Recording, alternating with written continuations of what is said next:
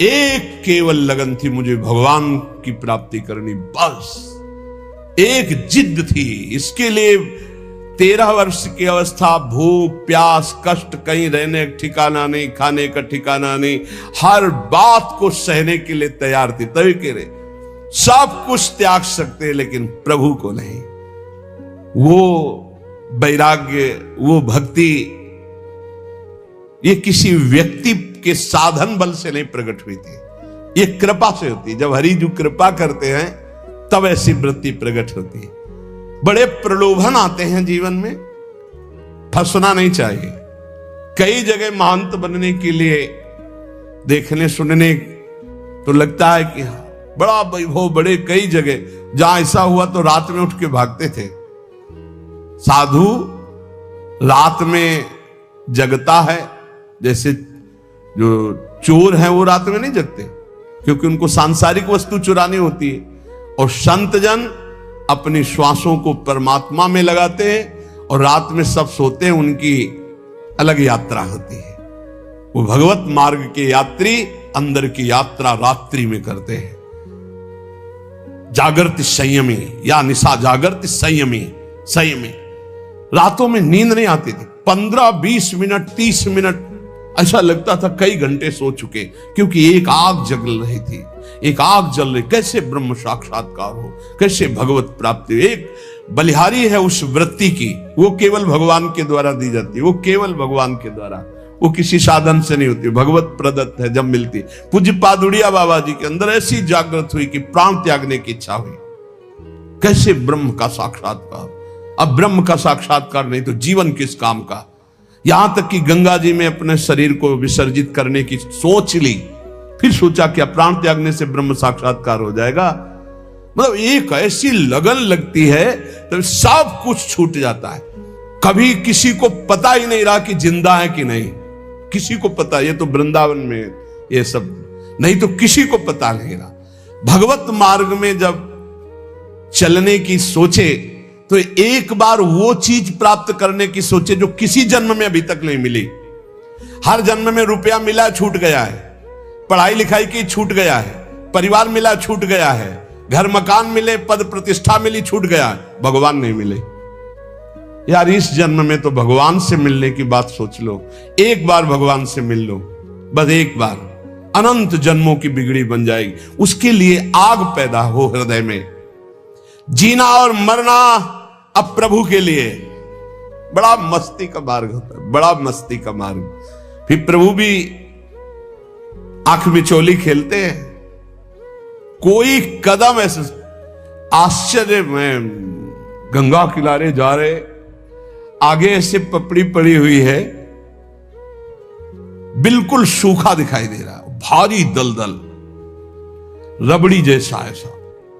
पीछे से आवाज, आगे कदम मत रखना, दलदल है। वैसे एक छड़ी ऐसे डाले, एकदम पपड़ी हटी, एकदम रबड़ी जमका बुद्ध। पीछे देखा कोई व्यक्ति नहीं। हे करुणा निधान, आप सत्य है, जहां जहां मेरा भक्त चलता है मैं पीछे पीछे उसके रहता। अनुब्रजाम में हम नित्यम, मैं पीछे पीछे नित्य रहता हूं उसके। जहां जहां मेरा भक्त पग धरे वहां वहां रखूं हाथ, पीछे पीछे मैं फिरूं, कभी न छाड़ू सा। कदम कदम पर, कदम कदम पर प्रभु का प्यार। जीना मरना केवल अब प्रभु के लिए। थोड़ी लगन लगाओ, थोड़ी चाह पैदा करो। देखो एक बार युद्ध करके राज सिंहासन पर बैठ गए, अब मौज, अब आनंद लीजिए प्रभु के अनुराग का, प्रभु की कृपा का, प्रभु के दुलार का आनंद लीजिए। मौज का मार्ग तो ये, मौत का मार्ग ये है। संसार में बार बार जनो, बार बार, अब बोलो कितना कष्ट। अब स्मृति खत्म हो जाए, मान लो एक्सीडेंट हो, गिर जाए, स्मृति खत्म, अब खत्म, मैं कौन कहा। हाथ पैर टूट जाए, न चल सकते हैं, जबान कट जाए, न बोल सकते हैं, आंख फूट जाए, नहीं देख सकते, यहां खत्म, सिस्टम ही खत्म। छोटी छोटी नस नाड़ियां ऐसी हैं कि वो किसी तरह खराब हो जाए तो खत्म, मैं कौन कहां कर लो, सब खत्म।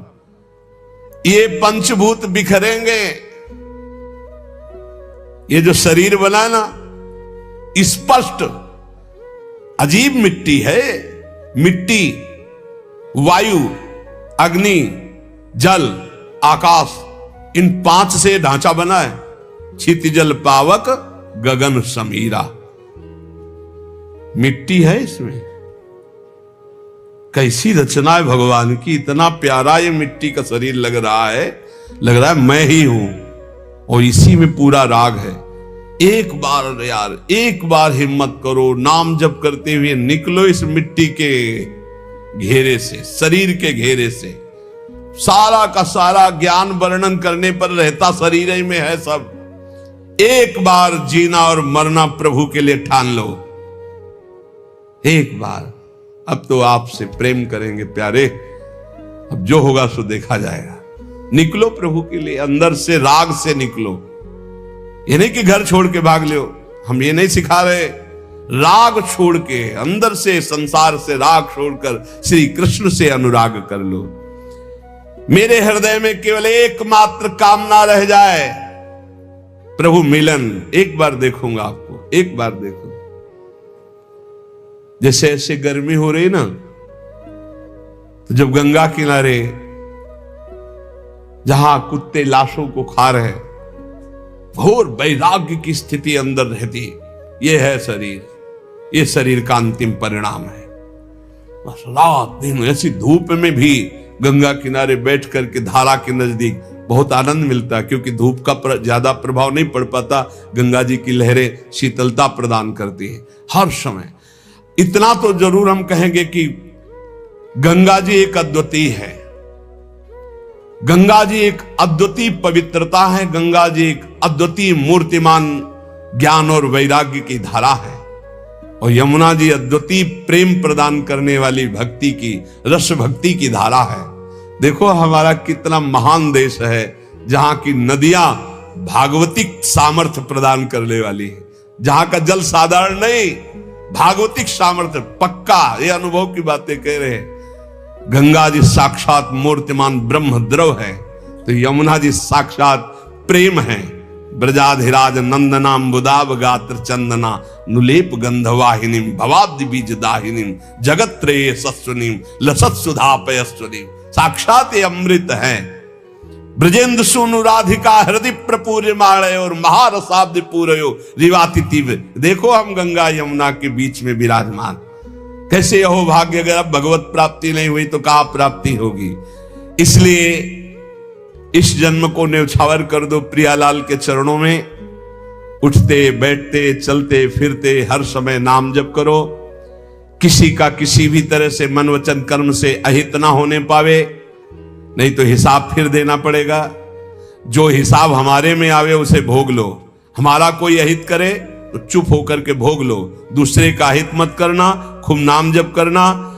अगर हमारी कोई ऐसी घटना भी घटती है तो उस समय भगवान शरणागत वत्सल हमारा परम कल्याण कर देते हैं। हमें हर समय नाम में रहना है, पता नहीं कब क्या हो जाए। बात बिल्कुल हमारे बात को समझिए। सत्संग, भगवत शरणागति, गुरु कृपा, ये सब भगवत प्राप्ति करा देते हैं, पर हमें लगता है कि आनंद की अनुभूति वर्तमान में हो जानी चाहिए। इसलिए डट के नाम जप करो। पता नहीं कब कौन सी घटना घट जाए, कौन सा शरीर का कौन सा अंग साथ देना बंद कर दे।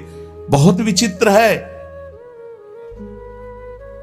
एक क्षण में दिल, एक क्षण में पैरालिस, क्या कहते हैं, एक क्षण में कुछ भी निकल सकता, कुछ भी। व्याधि मंदिरम शरीरम व्याधि मंदिरम, एक से एक भयानक रोग है, एक से एक।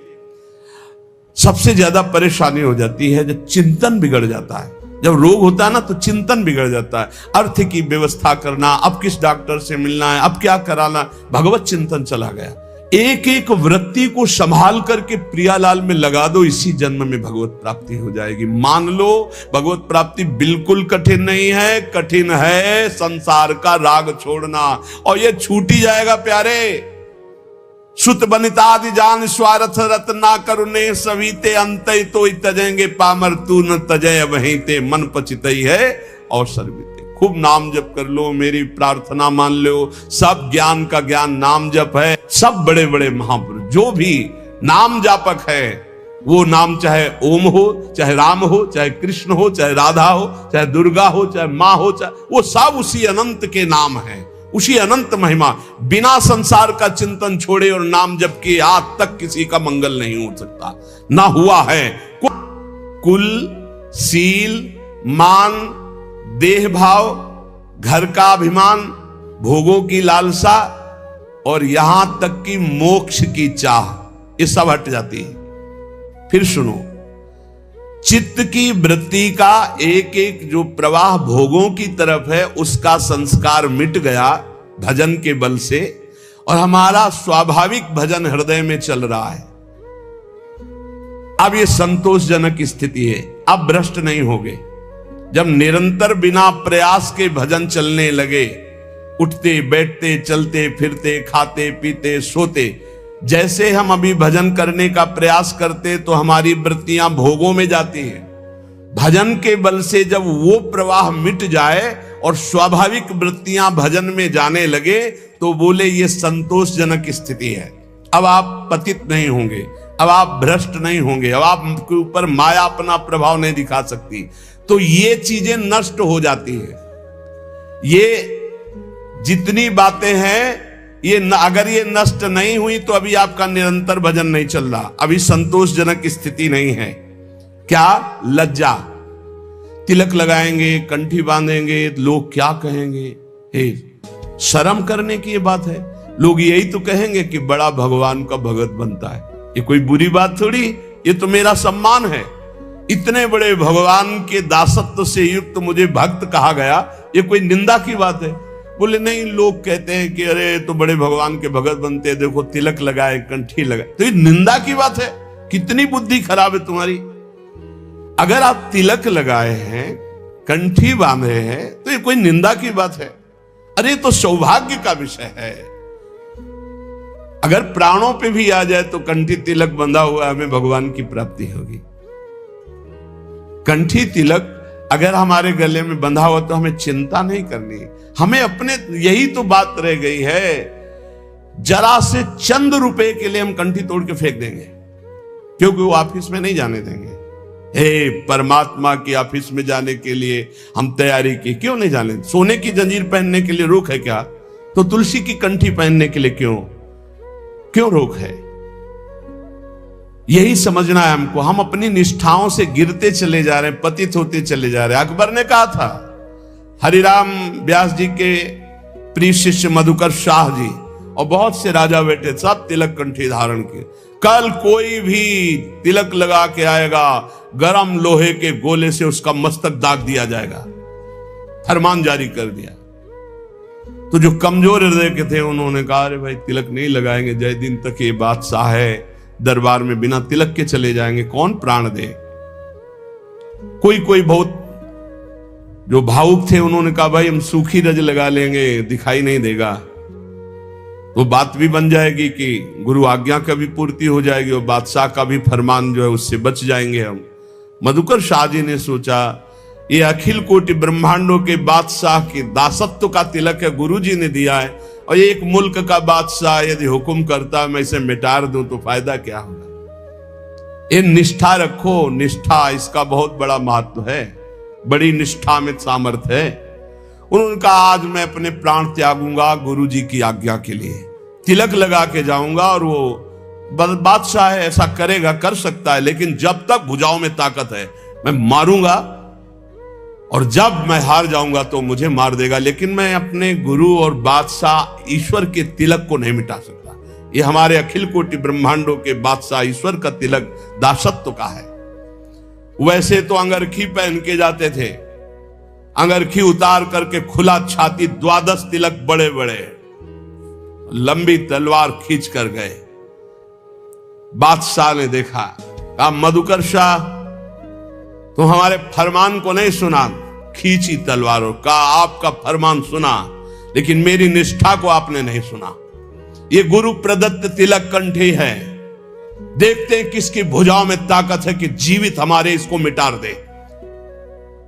तुरंत पलट गया अकबर, तुरंत कहा, वाह वाह वाह वाह मधुकर शाह, वाह, सच्चे तिलक तो तुम ही हो। बोलो मैं प्रसन्न हूं, क्या करूं? बोले ब्रजमंडल में किसी भी तरह का शिकार और हिंसा और किसी के ऊपर कंठी तिलक बांधने का कोई भी विरोध न किया जाए, तत्काल पाए सिंह के समान भगवान का दासत्व का तिलक, भगवान के दासत्व का भाव। बड़ा कलयुग का प्रभाव चल रहा है। शराब की बोतल मेज में ऑफिस में खोल के पियो, कोई मना नहीं करेगा, लेकिन भगवान की अगर गीता पढ़ने लगो तो तुम्हें डर लगेगा। कंठी बांधे हो, तिलक बांधे हो, लज्जा। संतोषजनक भक्ति तभी आई जब लज्जा ना रह जाए। हम हरिनाम कीर्तन करें, हम राधा बोल रहे, भगवान नाम बोल रहे, गंदी गंदी बातें प्रपंच की बोले, कोई लज्जा नहीं। भगवान की बात बोलने में लज्जा लगेगी। कैसे कैसे लोग हैं। चाहे जैसे तुम जो कुछ पहन के जाओ, चाहे जैसे आप अब सज धज के जाओ, कोई नहीं बोलेगा, लेकिन तिलक लगा लेंगे तो लज्जा लगेगी, कंठी बांधेंगे लज्जा लगेगी, माला जप करने के लिए अगर हम काउंटर लिए तो लज्जा लगेगी। यही भगवान की विचित्र माया है जो हमारी दुर्गति कराती है। इसलिए पहला है लज्जा। भक्ति में न लाज तीन लोकन की, तीन लोगों की लाज नहीं, यहां मृत्यु लोक की तो बात जाने दो, नहीं लाज करनी चाहिए। ठसक से लगाओ रज, जो होगा मंगल होगा। भगवत मार्ग के पथिक है, सब जगह से हटा दिए जाएंगे तो ऐसी जगह खुल जाएगी जहां मंगल हो जाएगा। कानपुर जिले में नरवल है, बहुत गरीब ब्राह्मण थे, अपनी निष्ठा से रहते थे, प्रसिद्ध थे वो निष्ठा से। आज अष्ट धातु का मुरली मनोहर जी का मंदिर बना है अंदर, और बड़ा विशाल बाहर जो अन्य उससे अष्ट धातु का मंदिर, अष्ट धातु के ठाकुर, और ऐसे कीर्तन सब चलता रहता। उन्हीं के घर में खुदाई में न जाने कहां से कितना धन निकला, सब वैभव ही वैभव। जैसे पीली मिट्टी ऐसे सोने की खाने हैं इस पृथ्वी पे, सोने की, चांदी की, रत्नों की, हीरा जवाहरात की। उसके भरोसे रहो, धनी हो जाना कोई बड़ी बात है क्या?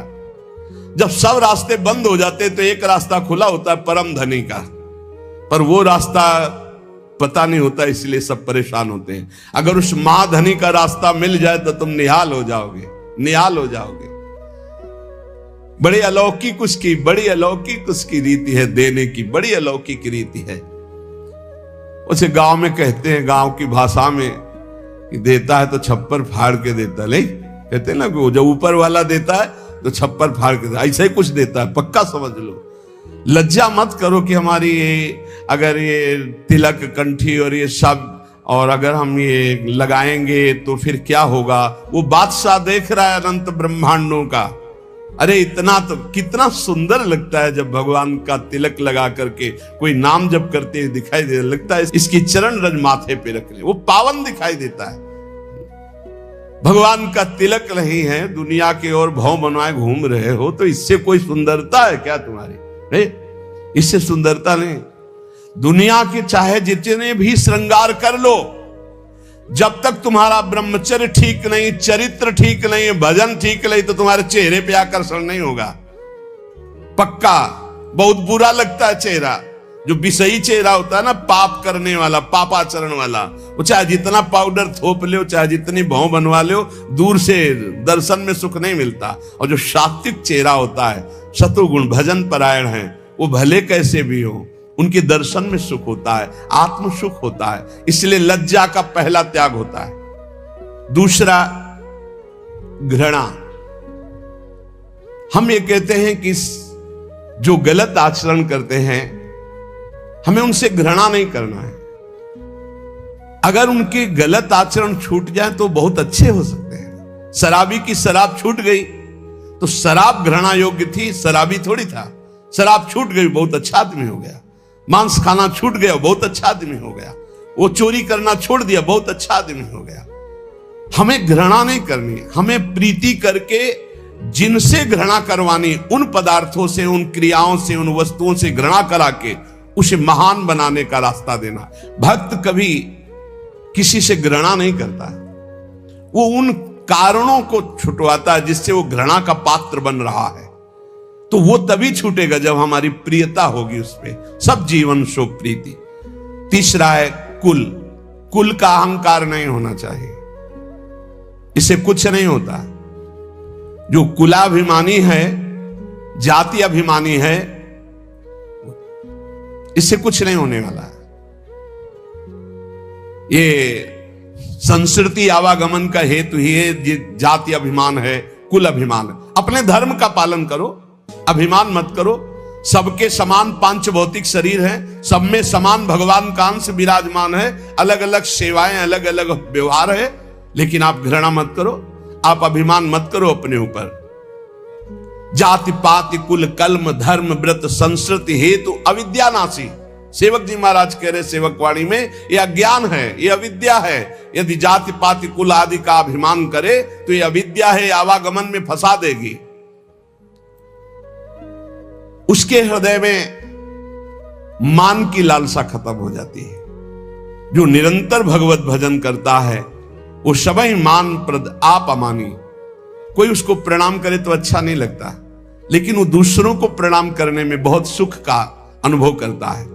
दूसरे को सम्मान देना, दूसरे को प्रणाम करना, सबसे छोटा अपने को मानना, ये भजन करने वाले का लक्षण होता है। और देह भाव, ज्यादा देह प्रियता नहीं होनी चाहिए। देह भगवत सेवा का पात्र, इसलिए इसे संभाल के तो रखना है, क्योंकि अपने लोग वैष्णव हैं। भगवत सेवा इसी शरीर से होती, भजन इसी शरीर से होता है, हम कीर्तन इसी शरीर से करते हैं, संत सेवा गुरु सेवा इसी शरीर से होती, इसलिए इस शरीर को हम प्यार करते हैं। लेकिन हमारा प्यार मैं शरीर हूं इस भाव से नहीं, ये शरीर प्रियालाल की सेवा का पात्र है, इसलिए शरीर से ज्यादा प्रियता रखना ये दोषों को जन्म देने वाला है। जहां हम इस पर अभिमान करते हैं मैं पुरुष तो स्त्री आकर्षण, जहां हम अभिमान करते हैं मैं सुंदर तो नाना प्रकार के दोष। देहाभिमान ही संस्कृति का मूल चक्र है। देह को प्यार करना है, लेकिन ये भगवत सेवा पात्र है ये मानकर, ना कि मैं मानकर प्यार करना है। गेह घर, जैसे हम मंदिर में रहते हैं ऐसे हम घर में रहते हैं। घर श्री ठाकुर जी का है, हम सेवा भाव से वहां विराजमान। मेरा घर नहीं, इसलिए भक्तजन अपने घरों का नाम रखवा देते हैं। प्रिया कुंज, राधा केली कुंज, गोपाल भवन, कृष्ण सदन, ऐसे नाम रखवाते। ये प्रभु का मकान। किसका मकान? बोले प्रिया कुंज है, ये प्रिया जू की कुंज है। आप कौन है? प्रिया कुंज के सेवक हैं। नाथ सकल संपदा तुम्हारी, मैं सेवक समेत सुतनारी। और भोग, जितनी भोग सामग्री वो सब प्रभु के भोग के लिए, हम तो प्रसाद पाने वाले हैं। और ऐसा भक्त मोक्ष की भी अभिलाषा नहीं रहता। अपने प्रियतम के प्रति पूर्ण सब कुछ न्यौछावर करके उसको दिव्य भाव की प्राप्ति होती है। सब कुछ प्रभु को समर्पित कर दिया तो क्या मिला? दिव्य भाव। भाव में डूबा हुआ, भावोत्सवेन भजताम रस काम धेनुम, भाव में डूबा हुआ है, दिव्य दिव्य भावनाएं कर रहा है। प्रियाजू को कभी भोग